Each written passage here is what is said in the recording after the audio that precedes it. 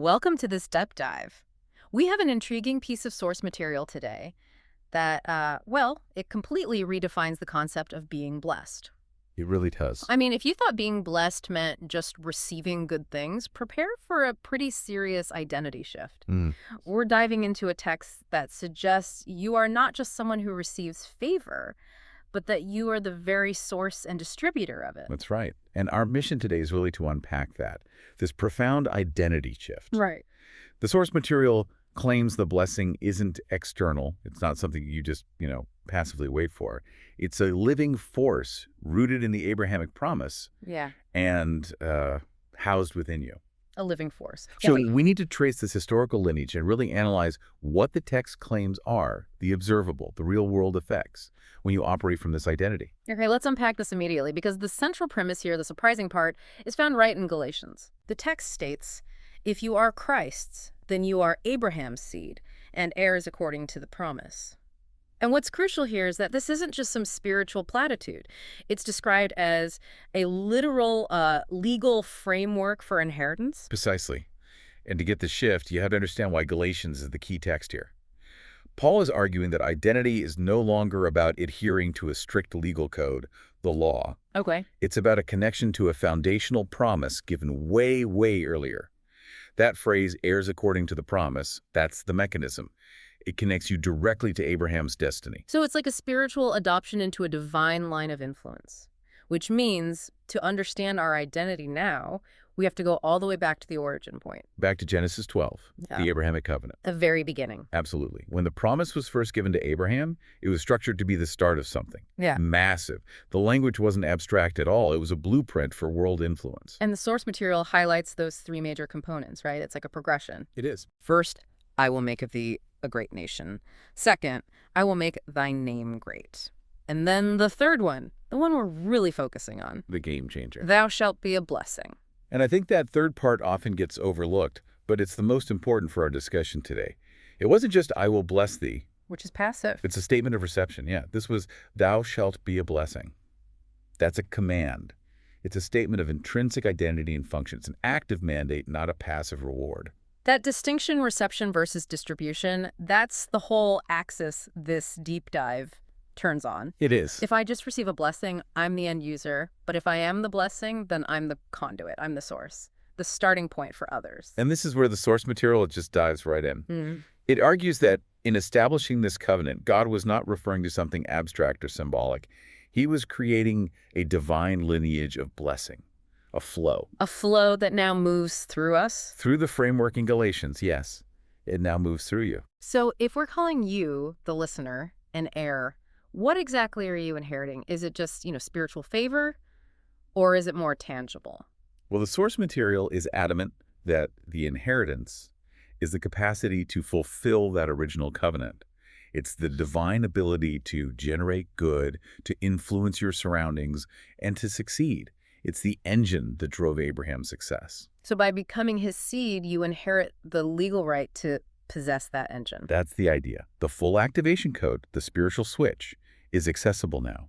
The continuity is secured not by history, but by identity, which is why the blessing is something you possess right now. That makes the transition to the next section really smooth because now we have to confront what this identity shift actually means in practice. Right. So here's the key aha moment, the realization that you've moved from being a receiver to being the transmission tower. Yes. How does the source justify this claim that you are the epitome of the blessing? It does that by defining what the blessing actually is. It states it so plainly. You're not merely someone who's blessed. You're the very embodiment of the blessing. To embody something, it means you manifest its essence. It's not an add-on. It's core programming. Exactly. And the mechanism the source uses is fascinating. It calls the blessing a living force. Wait, a force? How can a spiritual concept be a force? Is the source suggesting this is like kinetic or measurable? Not in a scientific sense, no, but it is operational. Think of it less like an external push and more like gravity or inherent design. If you're designed to be magnetic, you don't seek to receive magnetism from outside. You just attract things. You just attract things. The source defines the blessing as a living force within you, dynamic, constantly operational, a kind of spiritual DNA. I love that comparison, spiritual DNA. It completely removes the transactional nature of it. If it's your DNA, it's not something you have to earn every day. Exactly. The source emphasizes that the blessing isn't something you seek to receive from outside, it's who you are.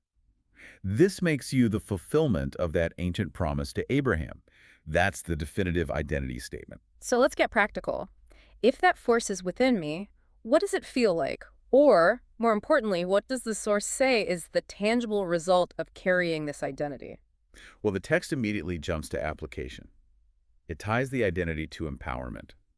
If you possess this force, you are empowered to prosper and to make others prosper. So the prosperity described here isn't selfish. Not at all. It's functional. It's the capacity to succeed so effectively that you lift the whole environment, the people around you. But wait, if the force is always living within me, does that mean I should never struggle? Does this identity just negate all challenges? That's a crucial question. And the material doesn't suggest life is challenge-free. Right. It reframes the struggle. If you are the embodiment of the blessing, then challenges become opportunities for that living force to manifest its power. So the force doesn't prevent the storm. It guarantees your capacity to navigate and influence the environment during the storm. It ensures the outcome is weighted in your favor. So instead of praying for prosperity, I should be conscious that I carry the very engine of prosperity. That's a fundamentally different way to approach a business meeting. It shifts the entire mindset from need to resource. You are the resource. The power is inherent, but its purpose is distribution and positive influence. Okay, let's move to that external impact. This is where the living force concept translates into real-world phenomena. If I am this embodiment, what happens when I walk into my office, my home, my community? The source is very clear. You transition from being a recipient to becoming a distributor of divine favor and grace. Your function is now active outflow. The force doesn't just sit there. It has to flow out into the world. It has to. I need some concrete scenarios here. The text gives us 3 very specific outcomes when this embodiment shows up. It says, prosperity arrives, progress sets in, righteousness is in force. Let's break this down. Let's do it. What does prosperity arrives actually look like? It means that circumstances that were stagnant or lacking, they start moving toward abundance. If you walk into a failing team, the source suggests your presence is the variable that introduces the idea or the strategy or the opportunity for success. Okay, so it's a tangible outcome, and progress sets in sounds like overcoming that stagnation. Yes, yes. If a project is stuck, your presence, when it's consciously applied, is meant to initiate forward movement. The material emphasizes this is a spiritual law, not just random good luck. This force actively pushes against inertia. And the third one, righteousness is in force. That sounds more like a moral or a structural change. It is. This connects your spiritual identity directly to establishing order and moral coherence. The source argues your influence isn't just financial, it's systemic. Where systems are broken or chaotic, your presence establishes the correct order and balance. It's local, visible justice being activated. Now, here's where it gets really interesting for me. The source highlights the power of communication. It says, when you speak, doors open, lives are transformed. Why is speech specifically called out as the catalyst for this? Because your words become carriers of that living force.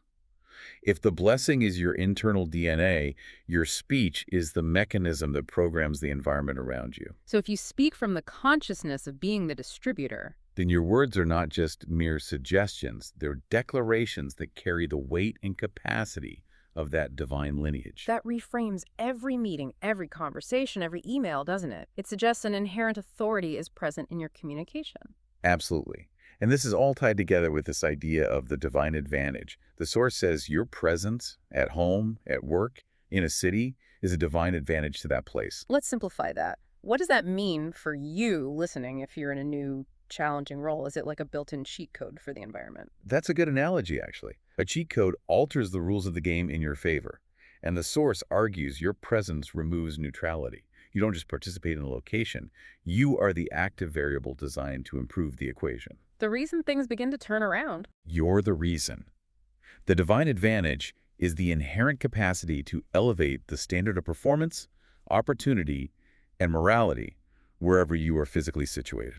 So if I start a new job, the company isn't just hiring a person with a skill set. They're gaining an operational advantage that transcends my skill set simply because of this inherited identity. That is precisely the implication. The expectation shifts dramatically. You're not meant to struggle to keep up. You are meant to set the pace. Wow. You're the distributor of favor, not the one desperately seeking it. This all sounds incredible, but if it's a living force that's always there, why does the source then pivot to talk about mindset and consciousness? If I am the blessing, shouldn't it all just happen automatically? That is the crucial practical bridge. The source material is clear that the identity is a spiritual fact, but the manifestation is conditional on your consciousness of it. It says, let this be your mindset. The analogy is like a power plant. The plant exists, the fuel is there, but you have to flip the switch. That switch is the conscious realization and declaration of your identity. So the realization and maintenance of this consciousness, that you are the epitome of the blessing, that's what activates the internal force to produce the external result. Yes. The text requires a deliberate, continual effort to internalize this reality. If you operate believing you're just someone waiting for a blessing, you neutralize the force that's already within you. You have to see yourself as the distributor. And the source provides a very specific declaration for this, doesn't it? To program this consciousness. It's like a required daily reset. The declaration is, I am blessed and I'm a blessing. I'm a divine advantage everywhere I go. See, notice how it merges the historical status, I am blessed, with the active function, I'm a blessing. And the resulting influence, I'm a divine advantage. It summarizes this whole deep dive in one sentence. Let's use that to synthesize the source's confession, which pulls all these threads together. It defines your function in 3 clear parts. Right. The first part focuses on identity and local impact, being a solution and a divine advantage to my world. It immediately assigns a problem-solving role to you. Then the second part details the specific impact you bring, linking back to those earlier manifestations, bringing prosperity, peace, and progress to all those that come in contact with you. It confirms the distribution is relational and immediate. And finally, it defines the ultimate objective of this lineage, being the expression of God's goodness and the dispenser of His grace, glory, and righteousness. It links the inherited capacity directly to the highest moral and spiritual output. So it argues that your personal identity is basically the operating manual for transforming your environment. It's not just a nice title, it's a job description. Exactly. The source material leaves no room for passive acceptance.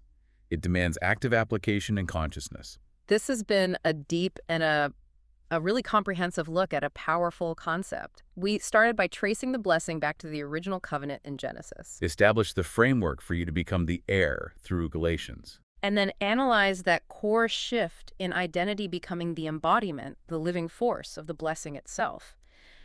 And we finished by detailing how this is meant to manifest and the mindset needed to activate it.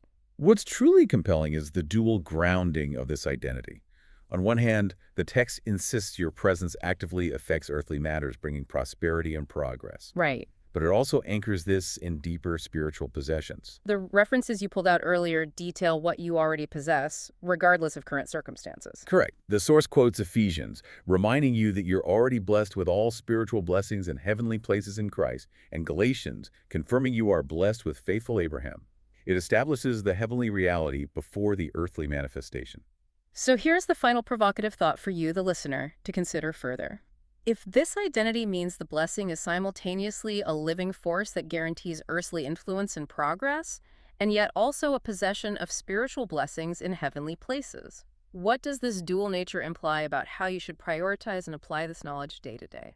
Yeah, does acknowledging the heavenly possession automatically guarantee the earthly distribution? Or is the declaration, that conscious mindset we discussed, the specific mechanism that bridges that secure spiritual reality to the physical manifestation of prosperity? If you really are the ultimate expression of the blessing, how should you be spending your time today? Something to mull on until our next deep dive.